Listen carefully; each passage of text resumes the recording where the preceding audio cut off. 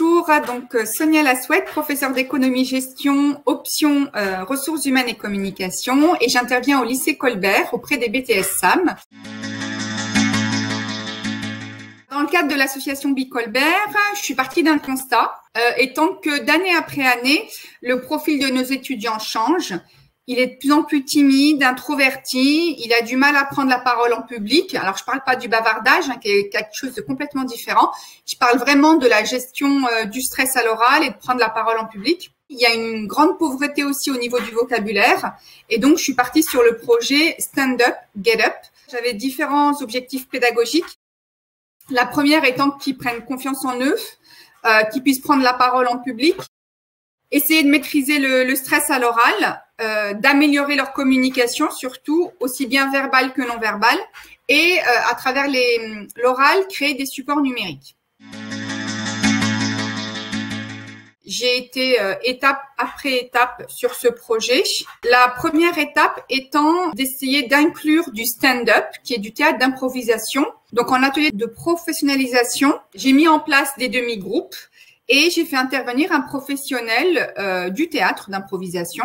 Il avait pour consigne de travailler la gestion du stress à l'oral, la prise de parole en public, afin d'améliorer la communication à l'oral. L'objectif principal, c'était de se détendre, mais surtout de rire et d'apprendre à avoir confiance aussi en son équipe afin d'avoir confiance en soi. Le stand-up se passe en 3 temps forts tout au long du cours. Le premier temps fort étant un moment de détente et de bien-être, donc stimuler son corps, lâcher prise. Le deuxième temps est des jeux par groupe. Donc, il y a pas mal de jeux qui favorisent la cohésion de groupe, l'écoute active, donc apprendre à s'écouter, à écouter les autres. Valoriser le groupe avec des mots-clés. Troisième temps fort, c'est carrément du théâtre d'improvisation, où là, ils vont apprendre à lâcher le mental, donc ne pas avoir peur d'être ridicule si on se trompe, inventer des choses, innover, lâcher prise en travaillant des métiers imaginaires, donc des métiers qui n'existent pas, être licornite, donc c'est-à-dire ils ont inventé, sont partis du mot licorne et ils l'ont transformé dans un métier. Et là, ils doivent essayer de faire deviner le métier à un autre groupe. Et j'étais très surpris de voir le taux de créativité de nos jeunes parce que ouais, je m'attendais pas à ça. Et vraiment, ils arrivent à inventer des choses voilà, assez rapidement. Donc ça m'a pas mal impressionné, j'avoue. Deuxième étape pour améliorer la communication orale, on fait un point étudiant après étudiant et on fait le bilan surtout du stand-up. Communication à l'oral. Alors pour moi, je trouve que oui, ça a permis de développer la communication à l'oral parce que du coup, on est plus à l'aise, notamment entre nous. Ça a renforcé la cohésion de groupe, il n'y a plus de conflits, plus de groupes. Ensuite, l'idée, c'est de produire. De faire une prestation orale en s'appuyant sur un support numérique. Un travail de production et de prise de parole en public. Dernière étape du projet afin d'améliorer la communication orale, c'est de passer par de la communication non verbale, la communication par la posture et le corps. Et pour ça, on a produit un lip-dub afin de valoriser donc l'association Bicolbert. Les jeunes, ils ont créé une histoire, ils ont choisi des personnages, un thème, une musique, choisi les lieux de l'établissement. Et une fois qu'on a eu toutes les autorisations, ils ont pu créer des scénettes. Et ces scénettes, on les a jouées. Donc, les professeurs étaient également de la partie.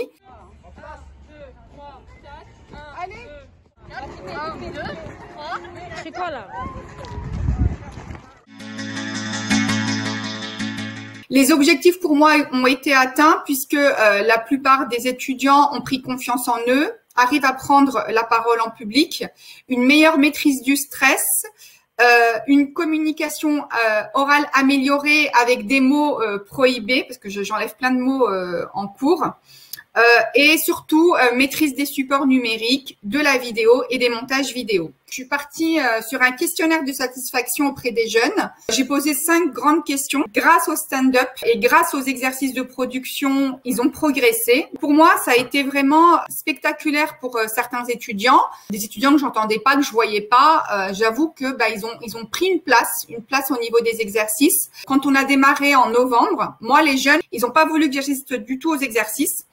que je les filme, que je prenne des photos, c'était interdit. Et 3 mois après, on a fait le bilan, donc l'intervenant il est revenu. Et là, pour moi, il y a eu vraiment une belle transformation puisqu'ils m'ont demandé à assister aux exercices et à participer aux exercices. Donc déjà, ça veut dire que la confiance en eux, elle était complètement différente.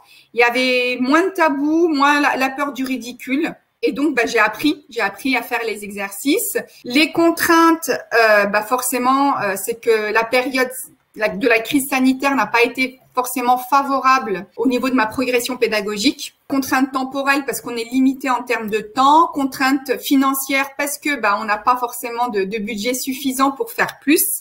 Mais malgré tout, pour moi, ça a été un beau succès et c'est vrai que j'aimerais bien pouvoir reconduire ce type d'exercice et ce type de projet. Donc la transposition, elle est possible, même si on n'a pas de cours d'AP, même si on n'a pas de budget.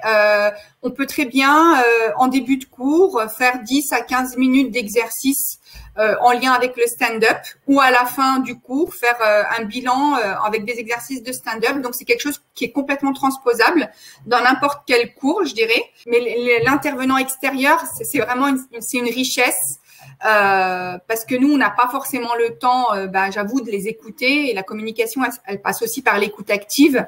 On n'a pas forcément le temps de travailler les émotions par le corps. Voilà, c'est ça qui est difficile et je pense que l'intervenant extérieur, c'est un tremplin pour nous et ce tremplin, on le prend pour continuer les exercices tout au long de l'année.